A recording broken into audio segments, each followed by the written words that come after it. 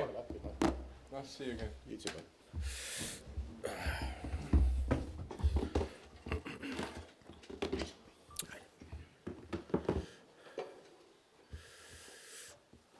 Morning, guys. We'll start with the broadcast section in the embargo, followed by an embargoed section at 10:30 p.m. tonight. No live tweeting during the broadcast section, and use the microphone provided. Michael. Hi, Ange. Go, bud. Any fresh injury concerns last night? Mickey, all right? No, all good. Mickey, he obviously cramped up. Look, he hasn't played 90 minutes for a while, but positive thing is he felt really good apart from obviously the cramping up. It was a tough game defensively. He had to work hard, but everyone else. Obviously, nothing significant coming out of the game. Quick turnaround. Any fresh reflections on last night? Any additional thoughts? No, not really. I mean, we're sort of 12 hours post it, so not a lot of time to kind of review the game as such. But we'll do that this morning. As I said after the game, tough game. You're playing at Chelsea. It's always a tough venue. They're a good side. I just felt we worked really hard to stay in the game, which is important when you're playing, a tough away game. Just really disappointed with the goal we conceded. I thought we had a chance to deal with it a lot better than what we did. And again, when you're playing away from home, that gives you a mountain to climb. But I thought our response after that was good. We obviously scored, got disallowed, and then we had a couple of good chances towards the end.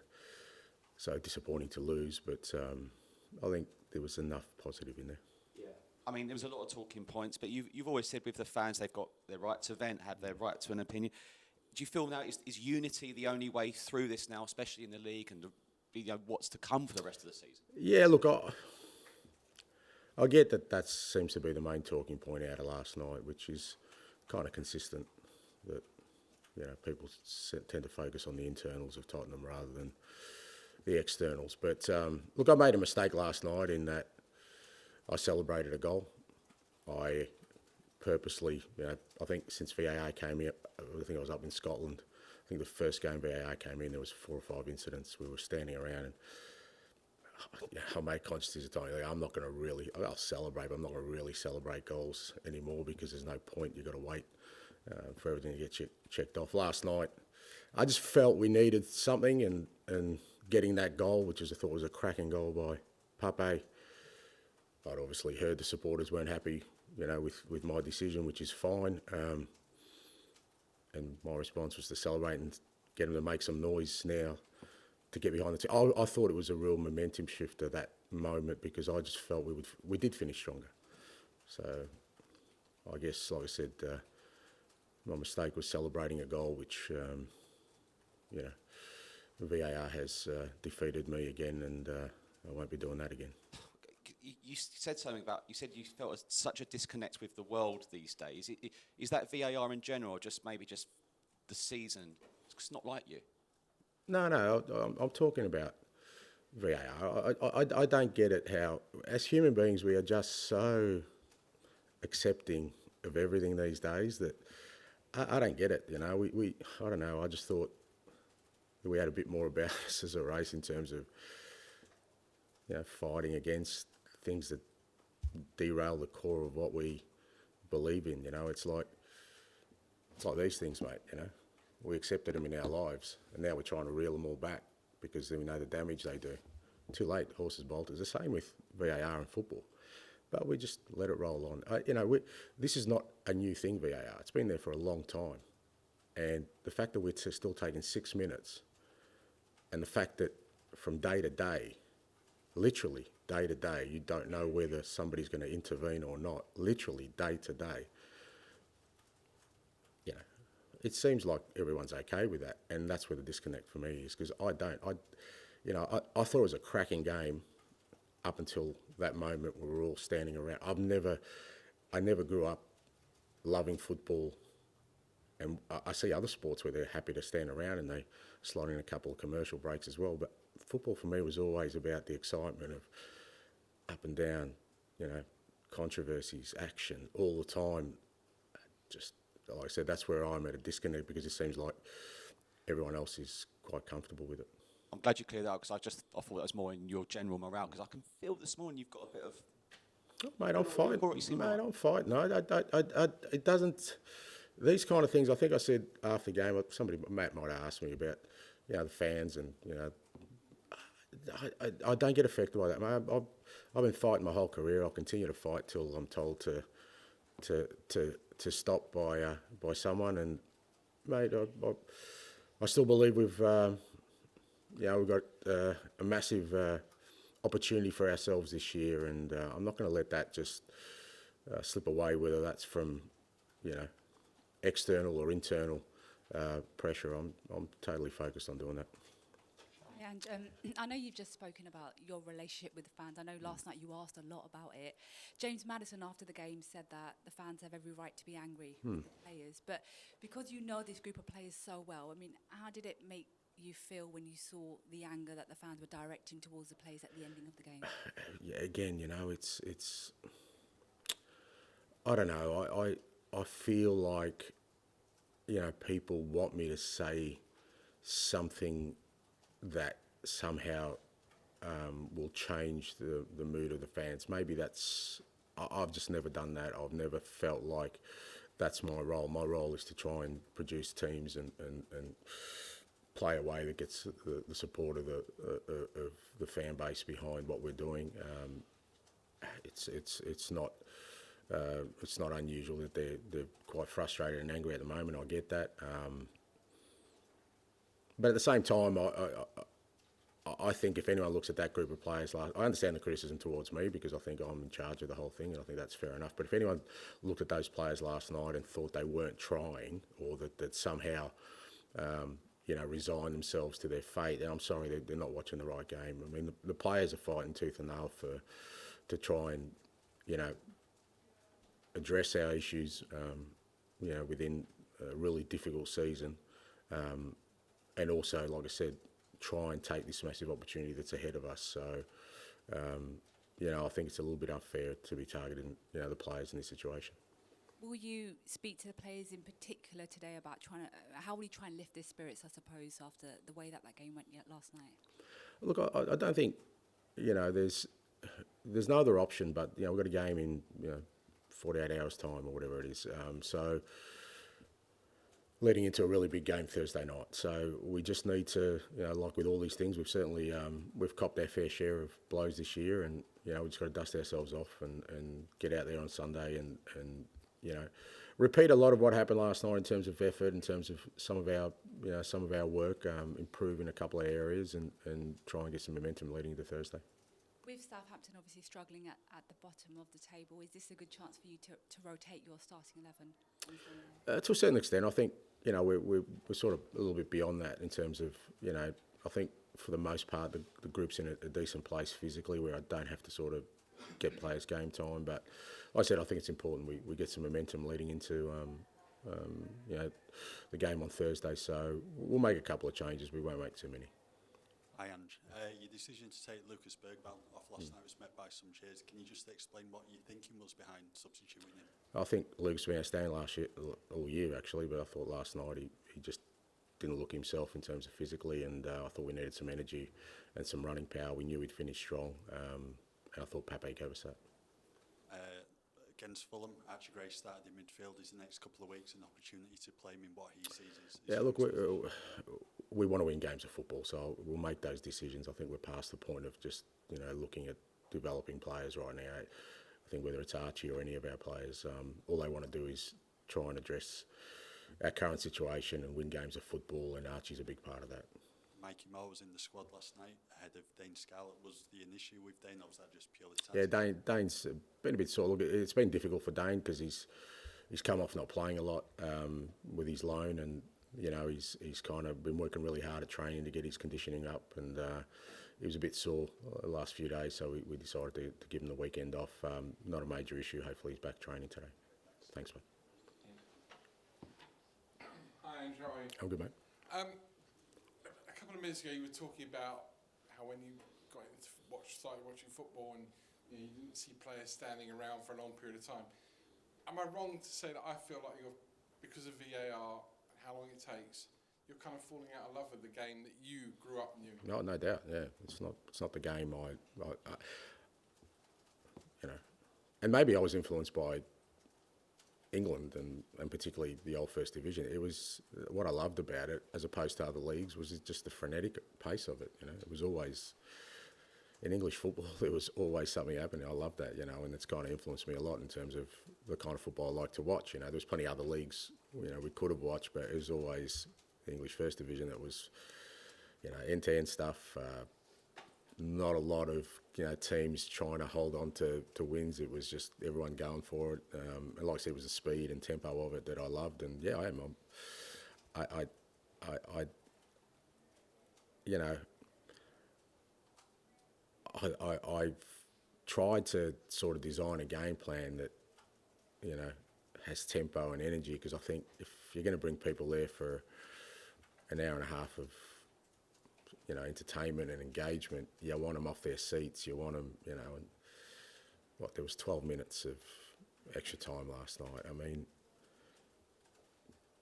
this is not, so like I said, this is not like VAR was brought in last month. It's been in here for a long time, and it's still taking 12 minutes. Now everyone say, oh yeah, but he came to the right decision. Well, you know, like I said, well, that's what people want then. You know, let's continue, and you'll continue to get this. I don't like it.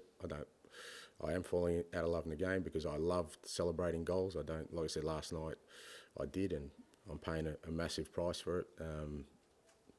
Yeah, I'll make sure I don't do it again, but I reckon that's kind of sad. I do like to listen to what you're saying. I mean, listen, as in take it in. I remember about a year ago when we had another discussion on VAR, you said, in every other sport, technology was brought in to speed it up, but not in football. You did say that, didn't you? Yeah, I did, yeah, that's right. Isn't it sad that I'm sitting here today with a Premier League manager who's admitted they've fallen out of love with the game because of technology? Shouldn't we be looking to go... No, because I'm the lone voice. I don't hear anyone else saying it. Like I said, that's where I said earlier that I'm disconnected. I don't think anyone else cares. It's like I said, it's like, you know, we're just so accepting of everything in life these days. Maybe I come from a different generation where we used to rail against anybody who tried to sort of change fundamentals of our life. But it's, like I said, it's like the same as the phone. You know, it's just like, oh, well, it's, you get a phone and you think, oh, this is great. And now we find out that probably does more damage than good in our lives, and at some point it'll get regulated, but it's too late now. It's the same with technology. You know, it was the same game last year here at home where Christian Romero got a red card and a penalty and changed the whole game, maybe changed our season, yeah? 12 months later, you know, how can you not sit there and go, well, and you know what? Reflecting on my comments last night, I don't think I mentioned the referee once. I kept talking about the VAR official, which again, I always had the utmost respect for the officials. You know, I sort of prided myself that I never carry on. I'll never get booked. I'll never criticise referees. You know, maybe sometimes decisions, but there's no point in me criticising the referee because he had no involvement last night, apart from being dictated by somebody else to go to the screen. You know, and like I said, you always understand there's inconsistencies because each referee, you know, they're a human being. They're going to interpret things a different way. So you kind of know that week to week you'll get some discrepancy, right? But as I said, you watch the Liverpool-Everton game. I think it was Paul Tierney who was VAR official. Now, he was also the official for our Fulham game where I thought Lucas Bergwall should have got a penalty. Now, it's quite obvious that Paul Tierney's got a pretty high threshold. Fair enough. But then the next night we get Jared Gillett, who obviously has a lower threshold. So now it's not just the inconsistency of the officials, the referees. You got another guy now. I don't get it. But what you said, sorry, to your original question, isn't it sad? I don't think it is sad. But it's sad for me, but because I'm kind of the lone voice, I don't think it's sad for the game because I think it's where the game's heading. And I guess people want that, and I've got to accept that. You know, I'll probably. When I do finally retire, watch less football and try and find another hobby. Can I just change tack a little bit with the fans? Yeah. Obviously, you've been asked a lot about your relationship with the fans. Yeah, when you first came in, those first 10 games, it was all I was hearing from every Spurs fan was, "We've got our Spurs back." Yeah. Has it really gone that wrong? Or? Yeah, look, again, it's probably a better question for the fans themselves. But look, I understand it. It's been a ridiculously challenging season on all fronts, and I get, and every fan's got the right to show their frustration and anger. Like I said, I think it has at times it oversteps, and when it does overstep, I'm not going to stand for it because, again, I'm a little bit old school with that. But they have every right, and I think I said before the game, it's up to us to try and find a way to get them back on board with what we're doing. I still can't get away from the fact that we've got a real massive opportunity for ourselves between now and the end of the season. I think it'd be different if that didn't exist. I think that it would be a tougher sort of road to navigate. But I'm hoping that, irrespective of how the fans feel about me and what I'm doing and sort of the project we've embarked on, is that when those games come around, they just get behind the players and the team, because they can make an enormous difference. Yeah. Ange, just wanted to talk a bit about the performance. I certainly saw the work rate last night, but maybe thought the level could have been a bit disappointing given a lot of players came back. I wondered, what do you think we should expect from Spurs at this stage? Well, I think the key to that is, you said the players come back, is that's kind of the first game. So I thought we had to work really hard. And, look, irrespective of how you're going, when you go to Chelsea at their ground, it's always a tough ask, not just for us, but for anyone. I think for the first game, where we kind of got some of these players in together as a group, I thought there was some encouraging signs, but obviously there's some areas we need to improve. I thought our build-up play was really good. It's tight ground, very hard to play. I just thought our front third play could have been a little bit more cleaner and clinical. But again, we've got some work to do there, because obviously Wilson and Dom in particular have missed a large chunk of the season. So, but I certainly saw enough there last night that if we can sort of build on that, and Sunday's a good opportunity to do that, then we can get to the levels we need to get to for the Europa. Yeah, I was going to go on to that. What kind of level do you need to be at to actually win the Europa League? Clearly, that's the target. How much better do you need to be to sort of win it? Yeah, I think you don't think of it in terms of what we've got to try and do is get to a level to get past Frankfurt. They're the first task, and there's no point looking beyond that. And like I said, if you look at that last night in the context of an away game, that's how difficult away games in Europe are. They're usually pretty tight. Like I said, disappointed with the goal we conceded, but I thought we fought hard at times to stay in the game, and we need to take that sort of mentality to every game you play in Europe, because they all tend to be a bit more cagier and tighter. But like I said, improving a couple of areas. Is that a personal goal of yours as well, to sort of remind people that you can put a great team out, and when you have all the players available, all the tools that you need, to sort of show that in the coming months, before the end of the season? Yeah, again, it's not about me showing anything. It's just about, like I said, we have this opportunity before us where we're in the quarterfinals of a European competition, so you can't just not understand the significance of that. So we're one of 8 teams that can win a competition. We want to, irrespective of what's gone on before or what's going to happen after, is that, don't let this opportunity get slip by us without at least us, being focused on trying to achieve that. Thanks, mate. There'll be a protest before the game on Sunday, and the group change for Tottenham are kind of eager for the players to get support during the game, but to obviously make their message heard. Are you kind of concerned, though, that the fan base feels quite toxic at the minute, and it could be a toxic atmosphere for the players on Sunday? Oh, look, again, I can't control that. So, as I said before, I'd like to think that, irrespective of people's feelings right now, I don't think there'd be a Tottenham supporter out there who won't want us to try and win the Europa League. I just can't believe that. That they'd rather us not win to prove a point. So I'm hoping when the game's on, they get behind the players and we create an atmosphere at home. We know that the home game in the Europa League is going to be really important. We had somebody at the Frankfurt game last week, and he said the atmosphere of their ground, that was pretty loud. So we know we're going to face a pretty hostile atmosphere over there. You do that in Europe, so hopefully, we get the same here at Tottenham Stadium and give the lads a boost and give them the leg up they need to get a result. Kind of, I guess, from a team point of view, are you a little bit concerned, kind of attacking-wise, where the team is at the minute? 'Cause it feels like, I think the AZ game, there was real flashes of brilliance, but kind of over the last month, it feels like the team struggled to kind of break teams down, and feels quite far away from the team back in sort of October, November. Yeah, to a certain extent. Like I said, I think last night there was elements of that, but again, it's kind of, when I look at, like I said, Wilson and Dom have had a real sort of disrupted season, and again, we haven't had a sort of consistency in that front third to kind of get that cohesion, but that's stuff we can work on certainly, and I think the more we play, that's why Sunday's important. We try and get out there and really try and sort of improve in that front third so that we can, capitalise on. Like I said, I thought our build-up play, and look, makes a massive difference to have Romero and sort of Van der Ven out there in terms of our build-up. I thought our build-up play was really good on a really tough ground to play. But yeah, the front third's the area we can certainly improve in. Okay, we'll end the broadcast section there and move on to the embargo section.